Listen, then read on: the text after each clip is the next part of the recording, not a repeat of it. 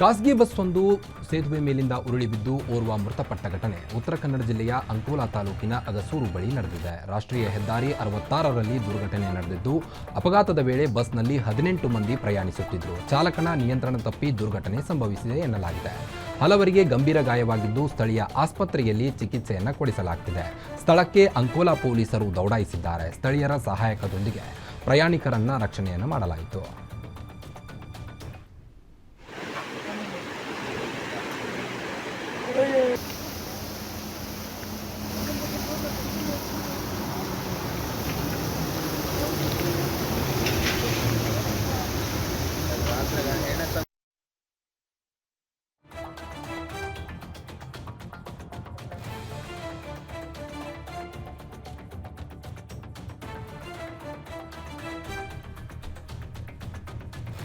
ಬೆಕ್ಲು ಶಿವ ಭೀಕರ ಕೊಲೆ ಕೇಸ್ ಸಂಬಂಧ ಇಬ್ಬರು ಆರೋಪಿಗಳನ್ನು ಪೊಲೀಸರು ಅರೆಸ್ಟ್ ಮಾಡಿದ್ದಾರೆ. ಭಾರತೀನಗರ ಪೊಲೀಸರು ಇಬ್ಬರು ಆರೋಪಿಗಳಾದ ಅರುಣ್ ಅಲಿಯಾಸ್ ತೇಮು, ಸಂತೋಷ್ನನ್ನ ಬಂಧಿಸಿದ್ದಾರೆ. ನ್ಯಾಯಾಲಯಕ್ಕೆ ಹಾಜರುಪಡಿಸಿ 14 ದಿನ ಪೊಲೀಸ್ ಕಸ್ಟಡಿಗೆ ಪಡೆದಿದ್ದಾರೆ. ಇವರಿಗೂ ಒಟ್ಟು 7 ಜನರನ್ನ ಬಂಧಿಸಿ ವಿಚಾರಣೆಯನ್ನ ಮುಂದುವರಿಸಿದ್ದಾರೆ.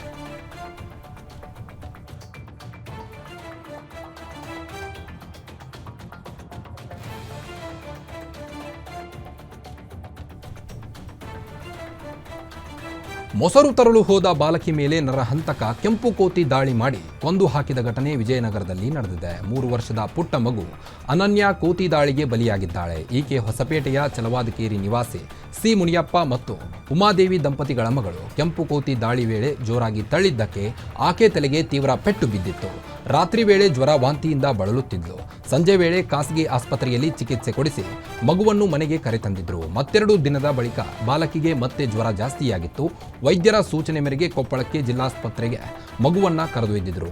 ಜಿಲ್ಲಾಸ್ಪತ್ರೆಗೆ ತೆರಳುವಷ್ಟರಲ್ಲೇ ಬ್ರೈನ್ಗೆ ಹೊಡೆತ ಬಿದ್ದಿದ್ದರಿಂದ ಬಾಲಕಿ ಕೋಮಾಗೆ ಹೋಗಿದ್ದಳು. 8 ದಿನ ಕೋಮಾದಲ್ಲಿದ್ದು ಇದೀಗ ಮೃತಪಟ್ಟಿದ್ದಾಳೆ.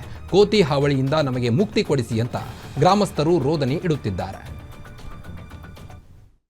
ಅದು ಎಲ್ಲಿ ನೋವಾಗೈತೆ ಅಂತ ಗೊತ್ತಿಲ್ಲ ನಮ್ಗೆ.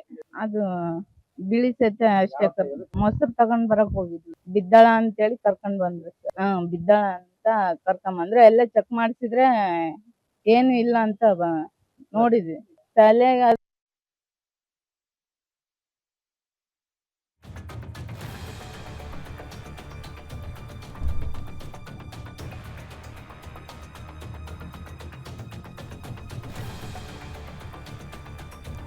ಆಟೋದಲ್ಲಿ ಲಾಂಗ್ ಹಿಡಿದು ಬಂದು ಎಂಟ್ರಿ ಕೊಟ್ಟ ಪುಂಡರು ಸಾರ್ವಜನಿಕರಲ್ಲಿ ಆತಂಕ ಸೃಷ್ಟಿಸಿದ ಘಟನೆ ಹಾಸನದಲ್ಲಿ ನಡೆದಿದೆ. ಅಡ್ಲಿ ಮನೆ ರಸ್ತೆಯಲ್ಲಿ ಆಟೋದಲ್ಲಿ 3 ಲಾಂಗ್ ಹಿಡಿದು ಹುಚ್ಚಾಟವನ್ನ ಮೆರೆದಿದ್ದಾರೆ. ಲಾಂಗ್ ಹಿಡಿದು ಬಂದ ದೃಶ್ಯ ಸೋಷಿಯಲ್ ಮೀಡಿಯಾದಲ್ಲಿ ವೈರಲ್ ಆಗಿದ್ದು, ಪುಂಡ ಪೋಖರಿಗಳ ಹಾವಳಿಗೆ ಬ್ರೇಕ್ ಹಾಕುವಂತೆ ಆಗ್ರಹ ಕೇಳಿ ಬರುತ್ತಿದೆ.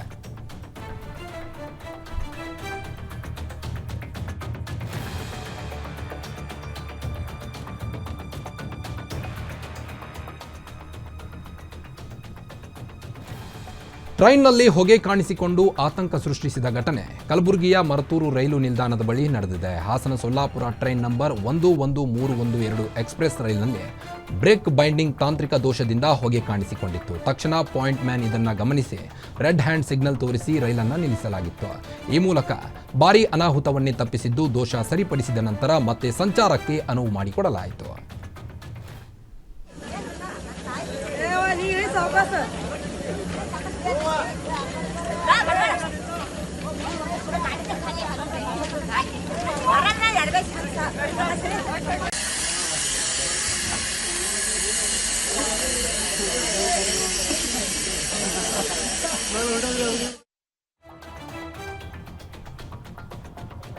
ರಾಯಚೂರಿನಲ್ಲಿ ನಿನ್ನೆ ತಡರಾತ್ರಿ ಭಾರೀ ಮಳೆ ಸುರಿದು ಜಿಲ್ಲೆಯಾದ್ಯಂತ ಸಾಕಷ್ಟು ಅವಾಂತರ ಸೃಷ್ಟಿಯಾಗಿದೆ. ನಗರದ ರೈಲ್ವೆ ಬ್ರಿಡ್ಜ್ ಅಂಡರ್ ಪಾಸ್ನಲ್ಲಿ ಮಳೆ ನೀರಲ್ಲಿ ಕಾರು ಸಿಲುಕಿ ಸವಾರರು ಪರದಾಡುವಂತಾಗಿತ್ತು. ಬಳಿಕ ಟೋಯಿಂಗ್ ಮೂಲಕ ಕಾರು ಹೊರತೆಗೆಯಲಾಯಿತು. ಮತ್ತೊಂದೆಡೆ ಮಾಲ್ ಒಂದರ ಪಾರ್ಕಿಂಗ್ ಸಂಪೂರ್ಣ ಜಲಾವೃತಗೊಂಡು ನದಿಯಂತೆ ಆಗಿತ್ತು.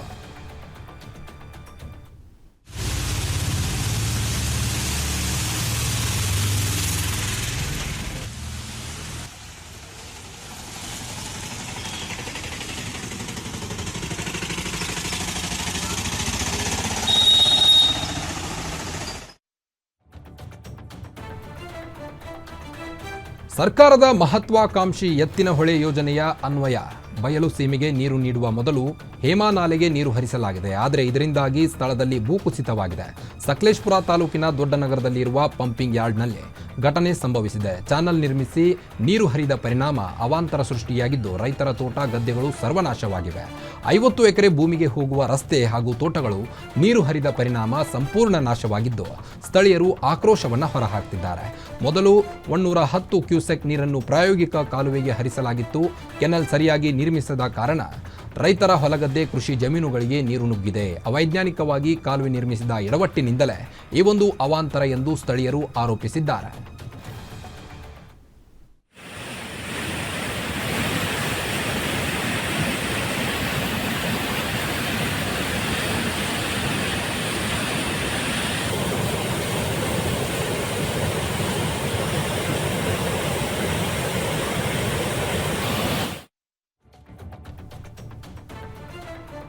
ನಾಡ ಅಧಿದೇವತೆ ಚಾಮುಂಡಿ ನೆಲೆಸಿರುವ ಪವಿತ್ರ ತಾಣದಲ್ಲಿ ಮದ್ಯದ ಬಾಟಲಿ, ಕಾಂಡೋಮ್ ಪಾಕೆಟ್ಗಳು ಕಂಡುಬಂದಿದೆ. ಚಾಮುಂಡಿ ಬೆಟ್ಟದ ಮೆಟ್ಟಿಲು ಹತ್ತಿ ಬರುವ ಭಕ್ತರ ಕಣ್ಣಿಗೆ ಈ ಅಸಹ್ಯ ಕಾಣಿಸಿದೆ.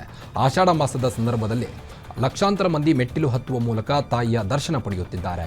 ಇದೇ ವೇಳೆ ಕಿಡಿಗೇಡಿಗಳು ತಿಂದುಂಡು ಮಜಾ ಮಾಡಿ ಹೋಗಿರುವ ಕುರುಹುಗಳು ಸಿಕ್ಕಿವೆ. ಯುವ ಬ್ರಿಗೇಡ್ ಮೈಸೂರು ತಂಡದಿಂದ ನೂರಾರು ಯುವಕರು ಸ್ವಚ್ಛತೆ ಮಾಡಿದ್ದಾರೆ. ಈ ವೇಳೆ ಸುಮಾರು 2.5 ಟನ್ ಪ್ಲಾಸ್ಟಿಕ್ ಕವರ್, ಮದ್ಯದ ಬಾಟಲಿ ಸಂಗ್ರಹವಾಗಿದೆ. ಏನದು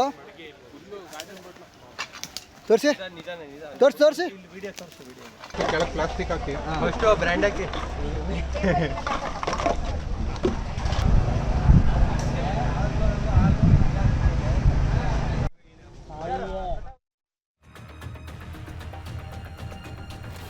ಬೀದರ್ನ ಐತಿಹಾಸಿಕ ಗುರುದ್ವಾರಕ್ಕೆ 2ನೇ ಬಾರಿ ಬಾಂಬ್ ಬೆದರಿಕೆ ಸಂದೇಶ ಬಂದಿದೆ. ಗುರುದ್ವಾರದ ಬಳಿ 2 RDX ಬಾಂಬ್ ಇದೆ. ಸಾರ್ವಜನಿಕರನ್ನ ಸ್ಥಳಾಂತರ ಮಾಡಿ ಎಂದು ಸಂದೇಶವನ್ನು ರವಾನಿಸಲಾಗಿದೆ. ಇಮ್ಯಾನ್ಯುಯಲ್ ಶೇಖರನ್ ಎಂಬ ವ್ಯಕ್ತಿ ಗುರುದ್ವಾರದ ಮೇಲೆ ಐಡಿಗೆ ಸಂದೇಶವನ್ನು ಕಳಿಸಿದ್ದಾನೆ. ಅಲ್ಲದೆ ಗುರುದ್ವಾರ ಬ್ಲಾಸ್ಟ್ ಆದ 37 ನಿಮಿಷಗಳಲ್ಲಿ ಕರ್ನಾಟಕದ ಸಿಎಂ ಕಚೇರಿಯು ಬ್ಲಾಸ್ಟ್ ಆಗುತ್ತೆ ಅಂತಲೂ ಎಚ್ಚರಿಸಿದ್ದಾನೆ. ಗುರುನಾನಕ್ ಜೀರಾ ಸಾಹೇಬ್ ಗುರುದ್ವಾರ ಸುತ್ತಲೂ ಕಟ್ಟೆಚ್ಚರ ವಹಿಸಲಾಗಿದೆ. ಗುರುನಾನಕ್ ಜೀರಾ ಸಾಹೇಬ್ ದರ್ಶನಕ್ಕೆ ಆಗಮಿಸುತ್ತಿರುವ ಪ್ರವಾಸಿಗರನ್ನು ತೀವ್ರ ತಪಾಸಣೆಗೆ ಒಳಪಡಿಸಲಾಗಿದೆ. ನಗರದ ಪ್ರವಾಸಿ ತಾಣಗಳಾದ ಪಾಪನಾಶ, ಮಹಮ್ಮದ್ ಚೌಕ್, ಜರಣ ನರಸಿಂಹ ದೇವಸ್ಥಾನಗಳಲ್ಲೂ ಕಾಕಿ ಹದ್ದಿನ ಕಣ್ಣಿಟ್ಟಿದೆ.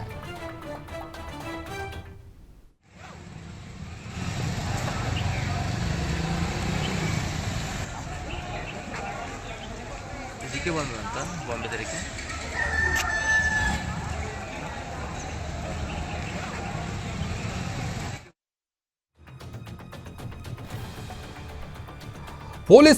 ಪೊಲೀಸ್ ಠಾಣೆ ಎದುರೇ ವ್ಯಕ್ತಿಯೋರ್ವ ಆತ್ಮಹತ್ಯೆಗೆ ಶರಣಾಗಿರುವ ಘಟನೆ ಚಿತ್ರದುರ್ಗದಲ್ಲಿ ಸಂಭವಿಸಿದೆ. ಪುತ್ರಿ ಪ್ರೇಮ ವಿವಾಹವನ್ನ ಖಂಡಿಸಿ ಆಕೆ ಇನ್ನೂ ಅಪ್ರಾಪ್ತೆ ಹುಡುಗನ ವಿರುದ್ಧ ಪೋಕ್ಸೋ ಕೇಸ್ ದಾಖಲಿಸಿ ಅಂತ ಮನವಿ ಮಾಡಿದ್ರು. ಆದರೆ ಪೊಲೀಸರು ನಿರ್ಲಕ್ಷ್ಯ ಮಾಡಿದ್ದಾರೆ ಅಂತ ಬೇಸತ್ತು ತಂದೆಗೆ ಆತ್ಮಹತ್ಯೆಗೆ ಶರಣಾಗಿದ್ದಾರೆ ಅನ್ನೋ ಆರೋಪ ಕೇಳಿಬಂದಿದೆ. ಗಿಲಕೇನಹಳ್ಳಿ ಮೂಲದ ಅಜ್ಜಯ್ಯ ಹೊಳಲ್ಕೆರೆ ಪೊಲೀಸ್ ಠಾಣೆ ಎದುರೇ ವಿಷ ಸೇವಿಸಿ ಆತ್ಮಹತ್ಯೆಗೆ ಶರಣಾಗಿದ್ದಾರೆ. ಅಜ್ಜಯ್ಯನ ಮಗಳು 1 ವಾರದ ಹಿಂದೆ ಪ್ರೇಮ ವಿವಾಹವಾಗಿದ್ದು ಆಧಾರ್ ಕಾರ್ಡ್ ಪ್ರಕಾರ ಆಕೆಗೆ 18 ವರ್ಷವಾಗಿತ್ತು. ಆದರೆ ಜನನ ಪ್ರಮಾಣ ಪತ್ರದ ಪ್ರಕಾರ 18 ತುಂಬಲು ಇನ್ನೂ 2 ತಿಂಗಳು ಬಾಕಿ ಇದೆ. ಅಜ್ಜಯ್ಯನ ದೂರಿನಂತೆ ಪೋಕ್ಸೋ ಕೇಸ್ ದಾಖಲಿಸಲು ಪೊಲೀಸರು ವಿಳಂಬ ಮಾಡಿದ್ದಕ್ಕೆ ಮನನೊಂದು ಆತ್ಮಹತ್ಯೆಗೆ ಶರಣಾಗಿದ್ದಾರೆ ಎನ್ನಲಾಗಿದೆ. ಪೊಲೀಸರ ವಿರುದ್ಧ ಕ್ರಮ ಕೈಗೊಳ್ಳಲು ಕುಟುಂಬಸ್ಥರು ಆಗ್ರಹಿಸಿದ್ದಾರೆ. ಬರ್ತಾಳೆ ಅಂತ ಅಲ್ಲಿ ಗಿರ್ಗೆನಳಿಗಿರೋದು ಒಂದೇ ಬಸ್ ಸರ್. 5:05ವರೆಗೆ ಬಂದ್ಬಿಡ್ತಾಳೆ. ಡೈಲಿ 5:15 ಬರ್ತಿದ್ಲು. ಇವತ್ತು 8:15 ಆದರೂ ಬರಲಿಲ್ಲ ಅಂತೇಳಿ ಇವ್ರು ಅಲ್ಲಿಗೂ ಹುಡುಕಿದ್ದಾರೆ. ಬಂದಿಲ್ಲ ಅಂತೇಳಿ ಬೆಳಿಗ್ಗೆ ಅಷ್ಟೊತ್ತಿಗೆ ಹೋಗಿ ಕಂಪ್ಲೇಂಟ್ ಕೊಡ್ತೀವಿ ಅಂತೇಳಿ ಕಂಪ್ಲೇಂಟ್ ತಗೊಂಡಿಲ್ಲ. ರಾತ್ರಿ 8 ಗಂಟೆ ತನಕ ಭಾನುವಾರ ನೈಟು ಕಂಪ್ಲೇಂಟ್ ತಗೊಂಡಿರೋದು. ಅಲ್ಲೇ ತನಕ ತಗೊಂಡು